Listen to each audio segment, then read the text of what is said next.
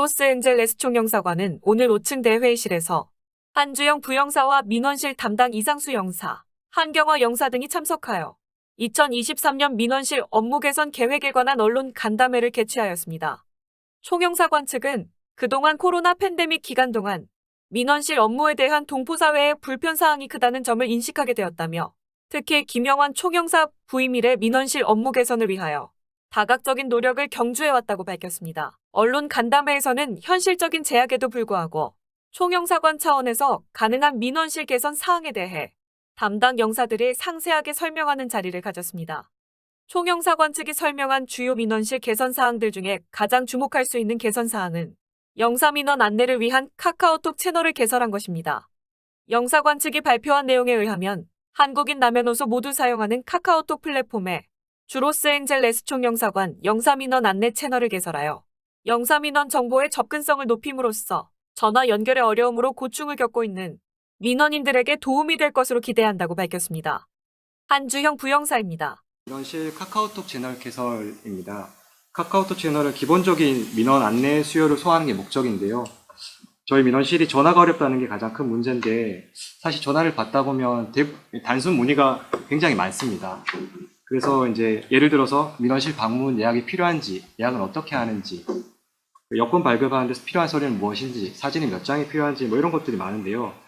이러한 단순 문의는 사실 홈페이지에 잘 안내가 되어 있지만 홈페이지를 보기가 조금 힘드신가 봐요. 그래서 저희가 이제 한국 분들은 카카오톡을 모두 사용을 하시니까 카카오톡을 활용해서 정보의 접근성을 높이는 게 필요하다고 판단해서 저희가 카카오톡을 만들게 되었습니다. 이날 총영사관 측이 발표한 카카오톡을 이용한 주요 기능은 모든 민원을 홈페이지 바로가기를 통하여 민원실 24시간 방문 예약 가능합니다. 또 총영사관 홈페이지 바로가기를 통해 여권, 사증, 병역, 공증, 가족관계 등록, 국적 등 영사민원에 대한 자세한 안내를 받을 수 있으며 민원의 결과도 확인할 수 있습니다. 다만 이번 카톡 채널 개설에서 포함되지 못한 채팅 상담 기능은 포함되지 못했으나 향후 더욱 업그레이드된 AI 기반 챗봇 상담 기능을 도입할 예정이라고 밝혔습니다. 카카오톡 화면입니다. 카카오톡 검색 화면에서 주 로스앤젤레스 총사관을 검색을 하시면은 채널이 나옵니다. 그렇죠. 친구 추가를 하시고요. 채널 추가가 되면 채널 추가를 지금 한 거고요. 아래 메뉴를 이제 클릭을 하면 이제 총 6가지 메뉴가 처음에 나오게 됩니다. 그리고 이제 다른 메뉴로는 민원 안내 메뉴가 있는데요. 민원 안내 메뉴는 10가지 카테고리로 저희가 주로 이제 궁금해 하시는 것들을 다 홈페이지 연결을 해놨습니다. 예를 들어서 저희 여권을 터치를 하면 여권에 관련된 아주 기본적인 안내 사항만 나오고요. 아래 여권 안내 메뉴 버튼을 터치를 하면 또 총영사관에서는 행정안전부의 협조를 받아 LA 지역의 70만 재외 동포를 위해 국내 약 5천여 곳에서 활발하게 운영되고 있는 무인 민원 발급기를 가능하면 올해 안에 민원실 시범 도입을 추진하고 있다고 전했습니다. 무인 민원 발급기 도입 시범 사업인데요. 무인 민원 발급기는 현재 국내 지자체 약 5천여 곳에서 활발하게 운영되고 있습니다. 우리 총영사관에서는 행정안전부의 적극적인 협조를 받아서 무인 민원 발급기 시범 도입을 추진하고 있습니다. 올해 안에 저희 총영사관의 무인 민원 발급기를 가져올 수 있도록 제가 최선을 다해서 노력을 하겠습니다. 민원실 내 노후된 의자를 교체하고 기존 글자로 만든 딱딱한 안내문 대신 디자인을 추가한 가독성 좋은 안내문으로 변경하여 밝고 친근한 민원실 분위기로 형성할 것이라고 밝히고 한인타운 내에 각종 행사가 열리면 영사관 홍보부스를 설치 운영하여 총영사관의 업무를 홍보하고 다양한 민원 서비스를 현장에서 제공할 계획이라고 한주영 부영사는 밝혔습니다. 동포들이 많이 모이는 행사에 저희 영사관도 부스를 하나 얻어서 총영사관 업무를 홍보하고 다양한 민원 서비스를 현장에서 제공하려고 준비 중입니다. 이 부분은 구체적인 계획이 아직 나와서 말씀을 드리긴 어려운데 올해 안에 어떤 형식으로든 꼭 해보도록 하겠습니다. 동포들에게 적극적으로 다가가는 영사관이 될 수 있도록 노력하겠습니다. 그 안내문에 대해서 이제 좀 약간 막연한 느낌이 있는데요. 샘플을 하나 가지고 왔습니다. 좀 딱딱한 느낌인데 좀 보기 좋게 저희가 이제 디자인도 좀 넣어서 가독성 높게 저희가 좀 꾸며보려고 하고 있습니다. 전체적인 안내 문구를 다 변경하려고 준비를 하고 있습니다. 한편 총영사관에서는 국적설명회 등 업무별 설명회 및 상담회를 다수 준비 중으로 민원인들에게 적극적으로 다가가도록 오는 2월 22일 한국교육원에서 우선적으로 국적 이탈 등을 다룰 국적 설명회를 다룰 예정이라고 밝혔습니다. 늘 동포사회에 관심이 높은 국적 업무를 총영사관 주최로 2월 22일 다음 주 수요일에 한국어교육원 대강당에서 재외동포 여러분들을 모시고 설명회를 개최하려고 합니다. 특히 올해는 2005년생 남성들의 국적 이탈 시한이 3월 30일까지 마감되는데요. 이와 관련한 국적 이탈 제도 안내와 또 65세 이상 시민권을 가지신 재외동포들이 시민권을 유지하면서 한국 국적을 회복해서 이중 국적을 가지게 되는 국적 회복 절차에 대해서 중점적으로 설명을 드려볼까 합니다. 아울러 현장에서는 개별 상담 부스를 여러 개 준비해서 1대1로 맞춤 상담도 가능하니 많이 이용해 주시기 바랍니다. 한편 가족관계 등록에 대해 한경화 영사는 최대한 빠른 시일 내에 처리하는 것이 목표라면서 최근 영사관의 활동을 자세하게 설명했습니다. 한경화 영사입니다. 더불어서 가족관계 등록 관련해서 한 말씀 드리겠습니다. 지금 국적이탈 시즌 관련해가지고 3월 말일까지가 지금 국적이탈을 하려면 기본적으로 우리나라 국적이면서 가족관계 등록부가 마련이 되어 있어야 되기 때문에 그 업무에 대해서 최대한 빠른 시간 내에 지금 저희가 2주라고 안내는 하고 있지만 최대한 그런 분들은 급하신 분들은 빨리 처리할 수 있도록 저도 최대한 돕겠습니다. 그다음에 하나 홍보를 드리자면 지금 저희 우리 LA 지역에서 원스톱 서비스가 조금 힘들다라고 말씀을 하고 계시는데 미주 지역에서 저희 행정처에서 가족관계 등록관이 파견되어 있는 곳은 뉴욕 영사관과 우리 LA 총영사관이 2곳뿐입니다. 그곳에서는 직접 당일 발급이 가능하고 그렇지 않은 곳에서는 한 업무 시간으로 봤을 때 약 5일 정도가 걸리고 있기 때문에 지금 저희가 원스톱 서비스가 되고 있다라고 보여주셨으면 좋겠습니다. 예, 이상입니다. 최대한 빨리 처리할 수 있도록 더 노력하겠습니다.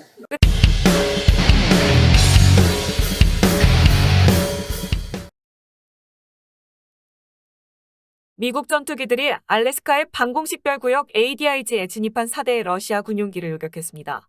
13일 북미 영공과 방위를 총괄하는 북미 항공우주방위사령부 NORAD가 F-16 전투기 2대와 F-35 2대를 포함한 5대의 지원기로 공격에 대응했다고 언론들이 발표했습니다. 이승주 기자가 전해드립니다. 13일 북미 항공우주방위사령부 NORAD군은 알래스카 방공식별구역 ADIG에 진입한 러시아 폭격기와 전투기들을 성공적으로 요격했습니다. 알래스카의 방공식별구역 ADIG는 미국 영공의 일부가 아니라 북미 항공우주방위사령부 NORAD가 외국 항공기를 추적하고 식별하는 지역입니다.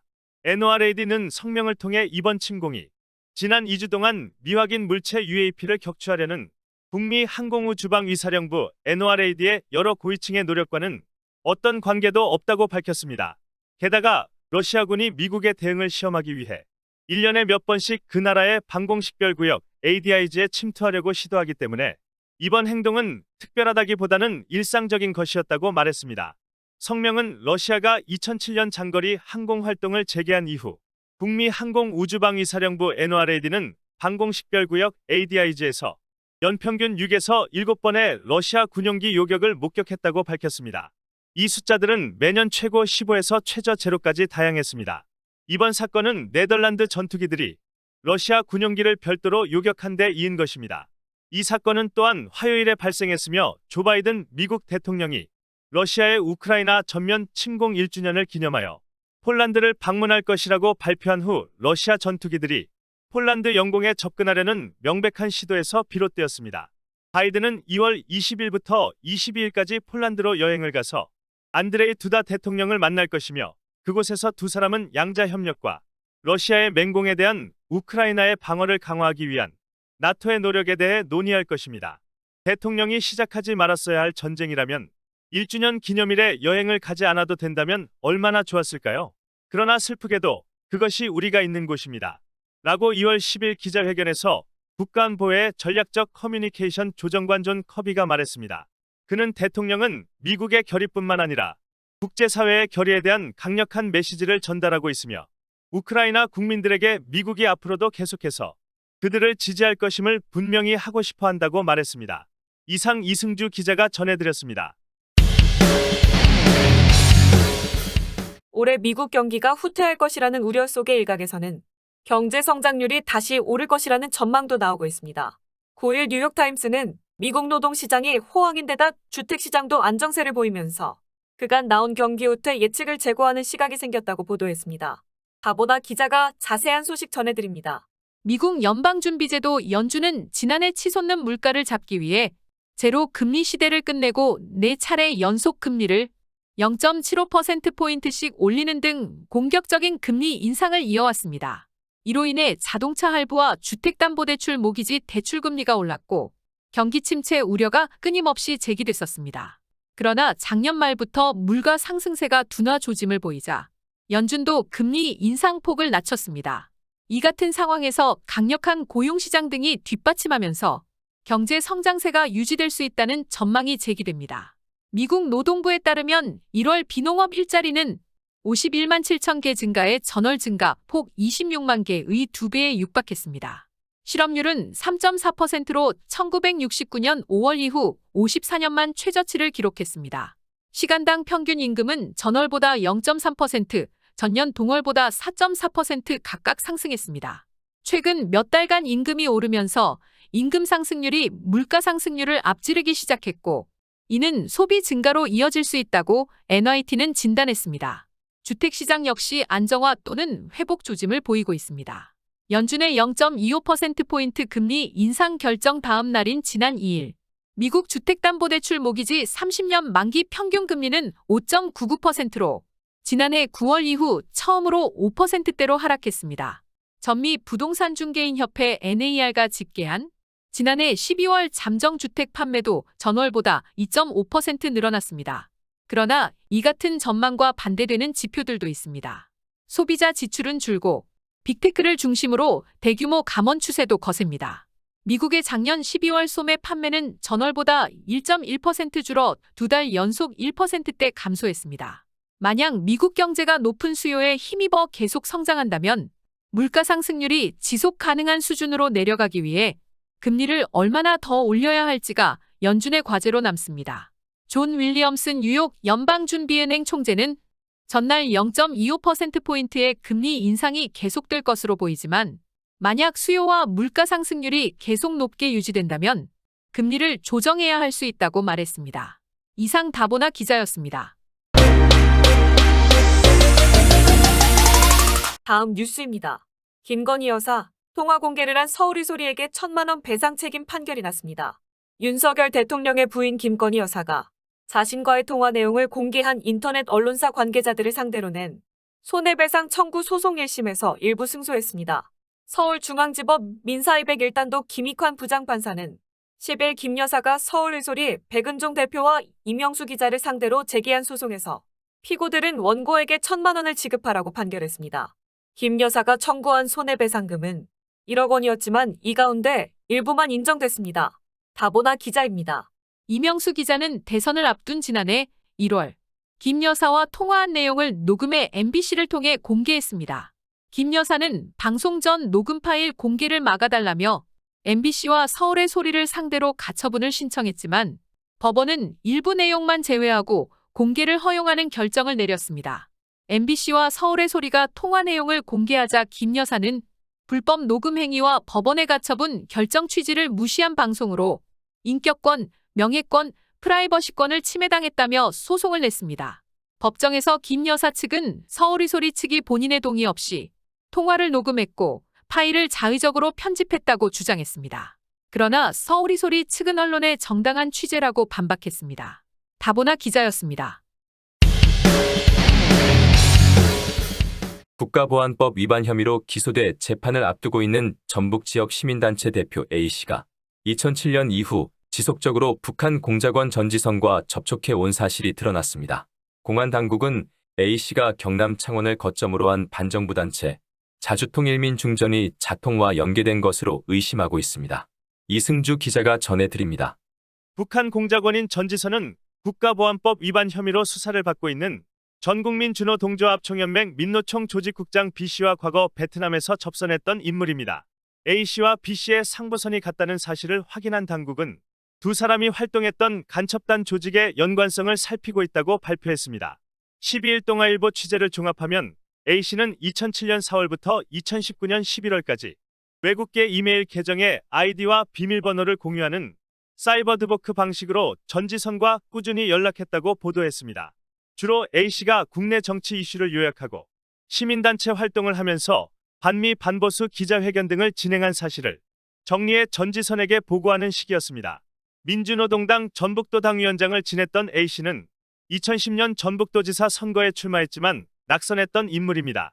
선거운동 당시 A씨는 동생을 중국으로 보낸 뒤 전지선과 만나도록 한 것으로 조사됐습니다. 당국은 A씨가 이때 전지선으로부터 지방선거 승리 전략, 상부 격려 내용이란 제목의 파일이 담긴 휴대용 저장 장치 USB를 받은 것으로 파악했습니다. A씨는 2011년 4월부터 2019년 11월까지 총 5차례 중국과 베트남에서 전지선을 직접 만나 북한의 지령 등을 받은 혐의도 받고 있습니다. 전지선은 북한의 대남 공작기구인 문화교류국 부부장 차관보 급 공작원인 리광진의 공작조로 알려져 있습니다. 1980년대 초반 이후 공작원으로 활동해온 전지선은 2006년 5월까지 총 15차례에 걸쳐 국내에 드나든 것으로 파악됐습니다. 그는 북한 공작원들이 해외에서 신분을 위장하기 위해 이용하는 한 회사의 베트남 지부 대표로도 알려져 있습니다. 당국은 전지선이 2016년 8월 중국 베이징에서 민노총 조직국장 B씨를 만났다는 증거도 확보한 것으로 전해졌습니다. 전지선의 아들이 베이징 현지에서 오토바이를 몰고 접선 장소에 도착해 B씨에게 검은색 물건을 전달하는 모습이 당국에 포착됐습니다. B씨가 귀국 후 국내에서 1만 달러를 환전한 사실을 파악한 당국은 그가 베이징에서 전지선 측으로부터 공작금을 건네받았을 가능성에 무게를 두고 수사하고 있다고 전해지고 있습니다. 이상 이승주가 전해드렸습니다.